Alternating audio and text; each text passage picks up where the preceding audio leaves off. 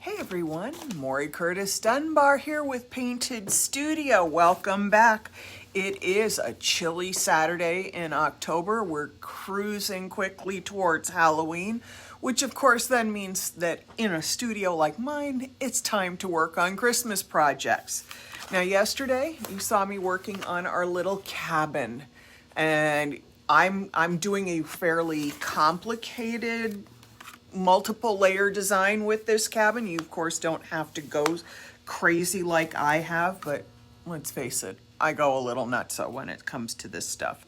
So we're coming towards the end of it. We just have the last little bit of foiling to do, and then we're going to put our texture medium on the snow, on the roof, and here on the window ledges, and we're going to color it done. So come on with me. We're going to put the camera down and we're going to continue to work. I think I'm going to try to zoom in just a little so you can see me a little better. There we go. All right, so yesterday you might have remembered that I missed the foil adhesive on a couple spots. So yeah, we got to go back and fix those. And I have scraps left over from all of my foil yesterday sitting next to me, except probably the one that I need. Knowing me, I got everything except the Koi Cheetah, or no, that's a Ramsey's Roses Silver, so I do have that. I can never remember what I was using. Okay, I do have it here. I've been getting Koi Cheetah and Ramsey's Roses mixed up all weekend, simply because when I release them like this, they look very similar on the surface, although I think I get a little more variation with the Ramsey's Roses. Okay, so we got that all fixed. So now all of our window frames are all foiled, and we need to go to, let's do our tree and our wreath, and then we'll move up into the little glitter lights. So I figured, I sat down and kind of thought about it, and I love the way, how dark and rich the trees look, but of course the wreath completely disappears. So first we're gonna use a little pewter, actually this is gunmetal. This foil is called gunmetal, and it's a very, very dark gray silver color. And I'm just gonna cut off a little piece of that. And as discussed yesterday, I brushed my foil adhesive in a pattern that looks a little like branches, because as you can clearly see, it did not level. I never expected it to, so my brush strokes are important. So we're gonna put our pewter over here, give it a rub with my fingers. And that's grabbing really well. I can see my entire tree is adhered. You can see that now on top of the foil adhesive that we put on top of black set coat. And there we go. So we still have that darkness to it, but it has a beautiful shine that connects the whole design aesthetic. And you can see on the not pretty side how well it released. So again, for those not familiar with foiling, foiling has two sides. It has the pretty side, which shows you the color and the pattern, and then the not so pretty side, which is just the backing. And it's always the backing that goes down towards the adhesive. And to release the foil or the metallization on the back of the film, you need to use a little bit of pressure, a little friction. Heat can help if you're having trouble getting a good release, but our foil adhesive is so good, we don't have that trouble. So again, look how nice that looks. I really like that. Now I could go pewter here, but I've already determined what I'm doing back in this, and we'll cover that as soon as I get everything else done, because that's the last thing to go. So the one other thing well, you know what? Let me grab a little bit of the pewter, hang on.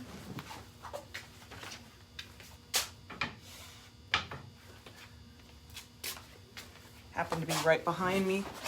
So the pewter is a lighter gray than the gunmetal, which is very hard for you to see on camera, but it is lighter. So we're just going to take a little snip of the pewter here and use that on the wreath. And I literally took a little snip of the pewter.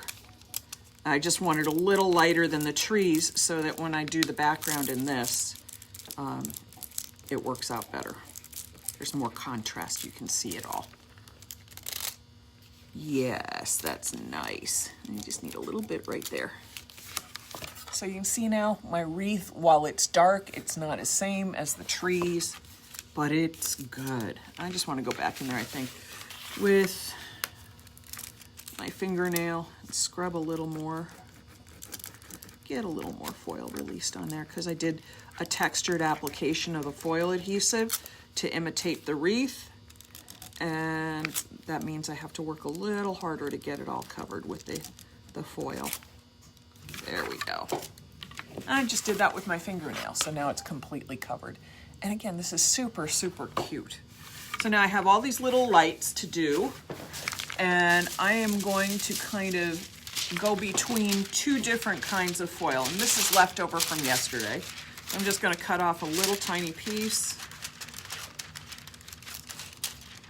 And we have a couple of different foils to use, but they're all, I'm going to stay within the glitter and the silver look. So I'm just going to do every other one in one kind of glitter pattern and every other one in another. And I will find out at this small, oops, I did two in the same. Oh well. I'll just have to get over that moment. And then we'll be able to see side by sides to know whether or not at this scale you can actually see the difference. Because sometimes you can't tell the difference from one glitter pattern to another when it's this small. So I do stuff like this, A, because it's cool, but B, because it gives me a chance to test my ideas out. And I just keep going until I get them all, or every other one, I should say. And come on, I know there's a little more in there. There we go.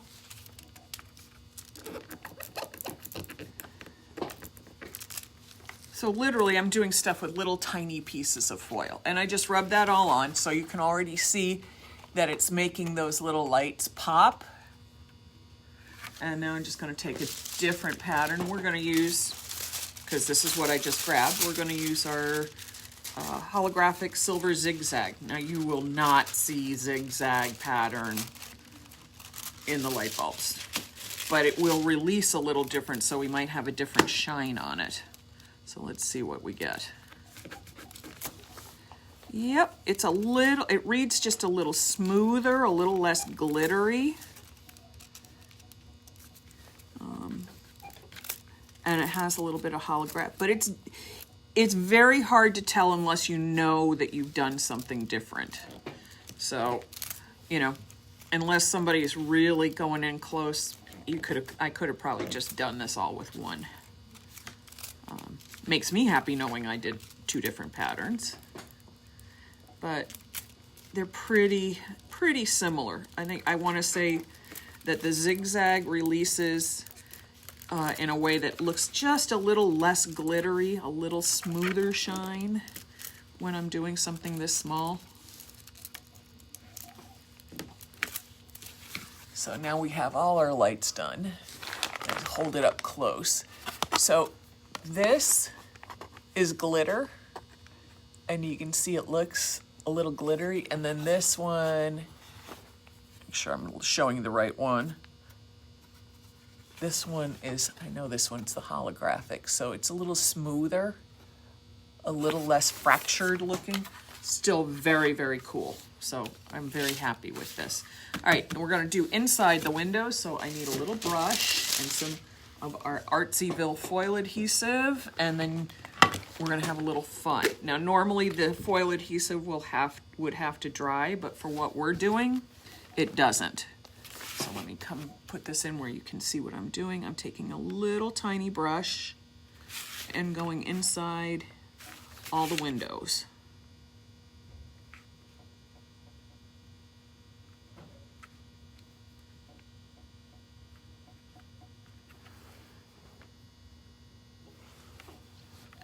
Now, not everybody wants to do quite this much detail on their houses, but you know what?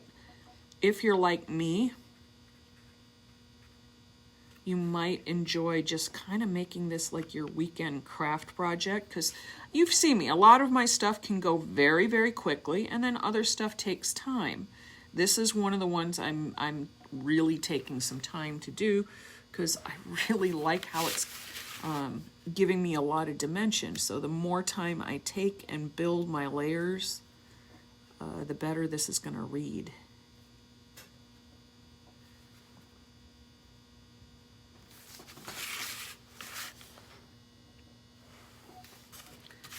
Let's go in here.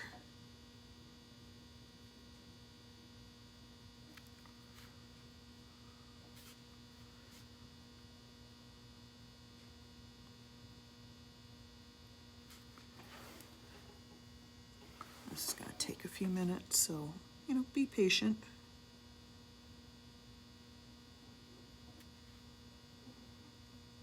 I know this little kind of fussy work isn't to everyone's taste, but I find it super relaxing. I know some people get really stressed out when they have to go in really close like this. For me, it allows me to tune out the entire rest of the world and just focus in on a small spot in my little creative zone, and it makes me really happy.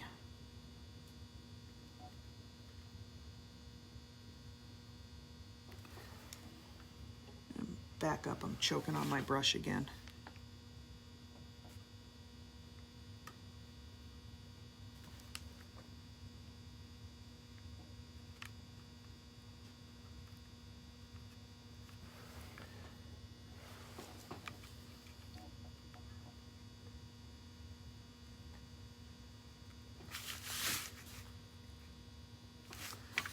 All right, and then we just have to fill in the lower windows, which don't require me going in and around cutouts, because this is raised. These two areas are raised, and this is just simply etched. Looks like it was, laser cut in just for the design.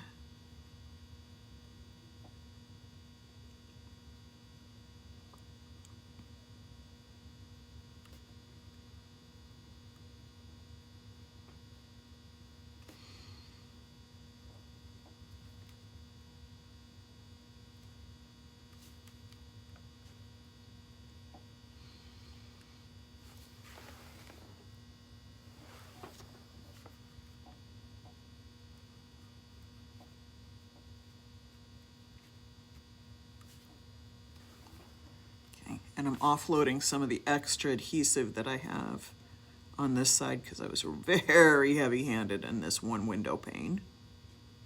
So I'm offloading it over to this one.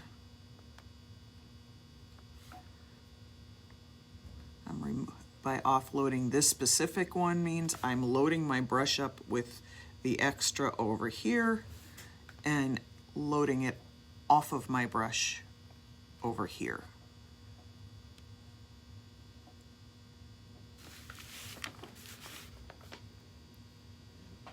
I don't want to build up a huge thick bubble of adhesive on the windows that are flat, because then it'll look like the windows are bulging out instead of recessing back.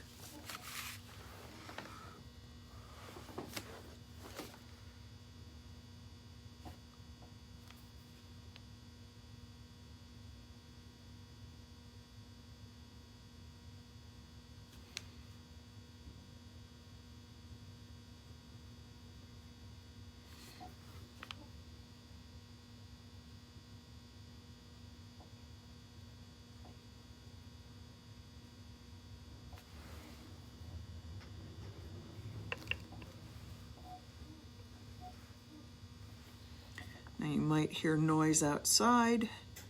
It's Saturday, and they close right now. They're currently closing off the street to traffic in front of the studio because the restaurants around me now use the streets during the weekend, which is awesome. But it's a little cold today, and we just have a lot of kids running around kind of enjoying the fall weather. Okay, so you can see I've applied foil adhesive to that area. I'm going to set the adhesive and the brush to the side. And normally I would wait 30, 35, 40 minutes to an hour or more. But we're not doing that because that's not what we're working on today. We are actually going to use glitter to go back into these little recesses. And this is my standard black glitter that I carry here in the studio. And it doesn't take a lot, so I kind of try to not use more than I need in each window pane. And just tap a little in, and then I'll manipulate it with a brush. Because I really don't want it going everywhere on here. I mean, it's not going to hurt anything at this moment, but it's just going to be annoying to have all that extra glitter around. So I'm just taking an artist brush and going in here and manipulating the glitter. And the top window had already started to set up, so moving the glitter around is easy. Hang on just a second. Let me just angle it so I can see whether or not I've gotten the whole thing. And I can even dip into the glitter with my brush because it will grab on the end. All right, I'm gonna look up. Oh, Joy, I got the house from the dollar store, and we're gonna do another one of these because if you watched my video last night, I did a little trip to the dollar store and we bought a couple more houses. So yeah, I've got some more plans coming. This one's gray. Then we're going to do one in browns and golds, and I have a third one, so I haven't decided which one I'm going to do what with. I'll probably come back on a little while after I finish this one and get myself a little organized to do the next one. And we'll start the brown one, brown and gold house. This is gray and silver, so we'll go brown and gold for the next one.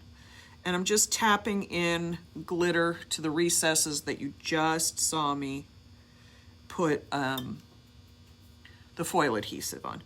Now I could wait until the foil adhesive was dry. That's not a problem, but I like sometimes to put it on when the foil adhesive's wet because I can kind of seriously pack the glitter more than I can when it's dry. Because when it's dry, it sheds it, but if it's really good and damp, it grabs a lot more glitter. So I'm just gonna kind of pack on my glitter here. So I like to do the glitter when this is at a wet to gummy stage, you know, anywhere at the 10 to 15 minute mark from when I've applied my adhesive. I'm pushing it now too, and it won't hurt anything because I'm not pulling any foil back off. You know, I literally just applied this and now I'm shoving the glitter on it, but this is going to give me a great result. I find I get a more opaque glitter coverage. I can really pack it on if the adhesive is not quite at the same level you need it for putting on foil. It should be gummier. It really grabs well at a gummy stage. Okay, so I put all that glitter on there. Hang on a second, let me blow this off. All right, look how cute that is with the glitter in the windows. They're still recessed. I don't think we're getting enough light shining on it so you're not seeing it. So look at that. Getting a little glitter. See if I can get the glitter light shining on the glitter so you can catch that. There we go. That's really nice. Now, we talked about this yesterday. The dollar store that I happen to have near me, it's called a Dollar Tree, and the Dollar Tree near me happens to be a maker's Dollar Tree. I don't know what that means. I'd never heard of it before until one of my customers came in and said, oh yeah, you went to one of the makers ones. So if you need to look up Dollar Tree and check out what they have, and if there's a maker's one anywhere near you, I suggest checking that out, because, I mean, I got this for $1, guys, and look how cute this is. I've already made a killer killer decoration out of this just at this point. Now we're gonna go in here and let's do this. Wow, Minetta, I didn't even know you could shop Dollar Tree online. I had no idea, because in general, I'm not a dollar store person, because I've had enough bad experience with products. But the Dollar Tree craft department, you saw it yesterday, and it was pretty picked over already. And it's still really good. All right, so now I have this snow. I want to make it a little more dimensional. And I'm going to use our Artsyville Texture Medium. Now, I already have some in a cup here so that I can dip into it more easily than my gallon can. And you can see it's kind of like marshmallow fluff, although I have thinned this down to make it a little bit gooier for my needs on this. So I added about, 15% water just to soften it up and make it kind of sticky, because I want to be able to smear it. You see, I've got a palette knife, but I don't need a palette knife to do this. The last thing I did like this, you saw me, I took like a hotel room key and cut it into the right size, and did exactly the same kind of stuff I'm doing now. So I'm just dipping into it and sort of smearing it around. Now, let's get that little piece that I blobbed over. And this is just a cheap palette knife from, I think I got it at Dick Blick. And I've had palette knives for years. I find them and then I lose them. So half the time you see me saying use a palette knife and I don't have one in my hands because I've lost these. And then suddenly they reappear and I got them back because I never remember where I put things. So here's the difference. I love that texture that I'm creating versus the flat. And this will dry, it won't crack, it won't do anything weird, it won't turn yellowy. We're just gonna have this great snowy texture.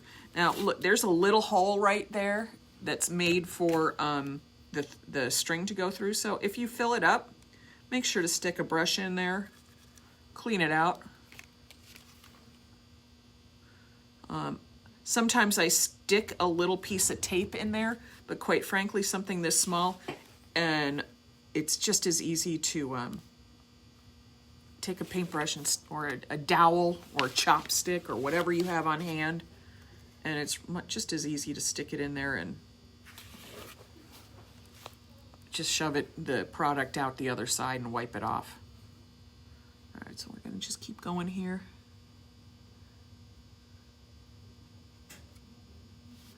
And see, I got a little blob extra down there. You know what? It's all just part of the look. It's not gonna bother me. I might smear it a little bit just so it doesn't look like a dribble, but looks more like a part of the snow falling. My goal here is to make sure I have all the painted surface covered and I have kind of a nice frosted texture to it. Now, if I wanted to, I could even add more glitter to this while it's wet. I could take clear glitter and sprinkle it on my texture so it looks frosty at night, like little light catches it and it looks like glittering snow. Yeah, I could do that. All right, now let's get this one. This is really easy because it's raised, so I don't have to worry about going over the edges, just like working here. This is pretty simple. I had a lot of product there, so I got to smear it around, but I don't have to worry about smearing onto another surface because this is a little bit raised. When we get down here, where it's flat to the surface, it might be a little more challenging because I have to keep it from bleeding up into the windows and stuff. I got a little too much product on my palette knife. And if you're not sure how much you need to make this happen, do what I'm doing. Go with less. Just dab a little on, then come back, dab a little more. Because if you have a big blob on your palette knife or your cutout piece of polystyrene or your cutout hotel key, it's really easy to have it go wrong. Okay, so now I need to turn this so my palette knife is facing in the right direction to get this end right here. And like I said, this just takes a little more patience.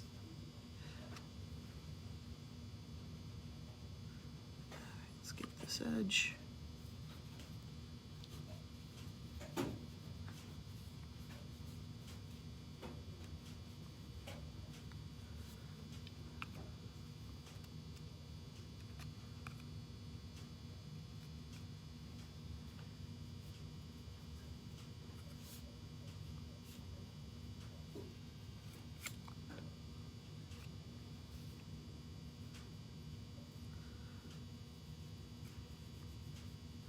Oh, I like that. I need a little bit more right up on that windowsill right there, just because it's a little thin in that spot. Okay, now I'm gonna turn it this way. And I just stuck my thumb in what I was doing right at the end, so I'm very proud of myself for that. All right, let's slide this up so that you all can see where I'm working here.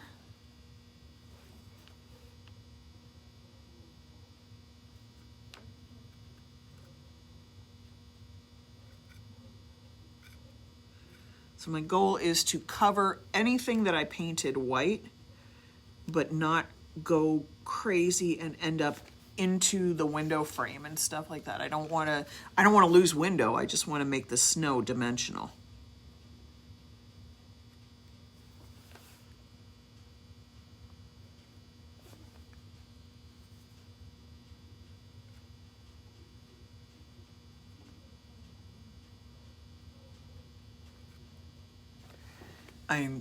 This is just coming out the way, it's really coming out the way I hoped it would. So I'm very happy. Sometimes I create stuff and it looks great, but it's not what was originally in my head. I am happy to say that this is actually what I was envisioning. And I'll tell you, half the time stuff doesn't come out the same way in my head is because I change my mind 3,000 times while I'm working on something. I'm like, well, that idea was good, but this one's good too. Let's try this one.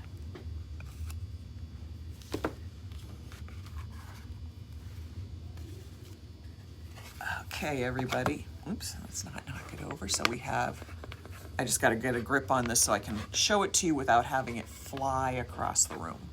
So we've got our snowy textures.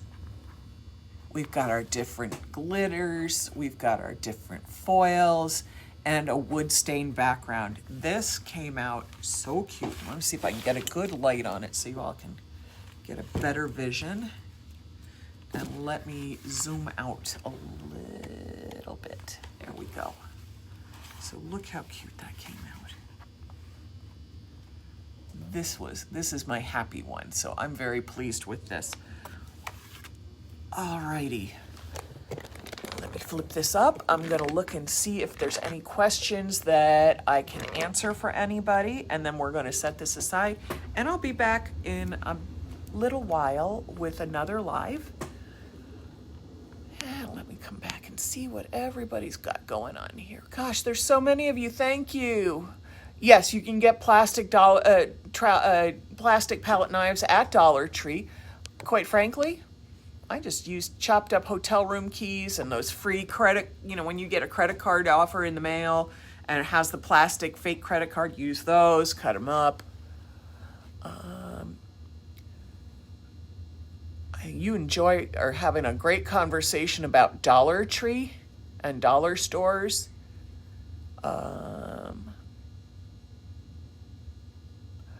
A lot of places have huge, okay, I'm reading what you all are talking about with the Dollar Tree and dollar stores, so I think I covered all of that with you. I don't think I need to review dollar stores. Plus, Desiree and Minetta had tons of information, so that's awesome.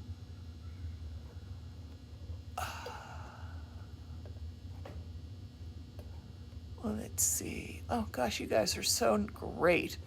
Minetta said, am I going to add snow text to the snow? I didn't add snow text. We used our texture medium from Artsyville, and it dries snow white, so it was perfect. Let's see if I missed anybody else's question. You guys are so awesome. All right, everybody, thank you for coming by. Please don't forget to sprinkle the love. The more we sprinkle, the larger we grow, the better our contests are, because we have more people playing and participating, and it gets much more interesting. So definitely sprinkle the love, and I will see you in a little while. Have a great one, everybody. Bye-bye.